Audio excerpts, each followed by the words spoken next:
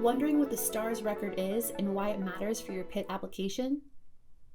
The Self-Reported Transcript and Academic Record System, or STARS record for short, is one of the best ways for your application to move through the process more quickly. The most important part of the STARS record is to provide accurate data. If you are admitted and decide to enroll at Pitt, we will then use your final official high school transcript to verify that everything in your STARS record is accurate. When you sit down to fill out the STARS record, keep your transcript with you and make sure the two match exactly. Don't take any action to interpret your transcript for us.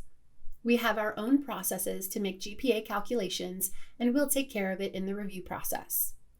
In this series, you'll learn a lot more about the STARS record and how to fill it out, including quick tips, entering information from your transcript accurately, updating your STARS record after you've submitted it, and how to submit the STARS record as a supplement to your Common App.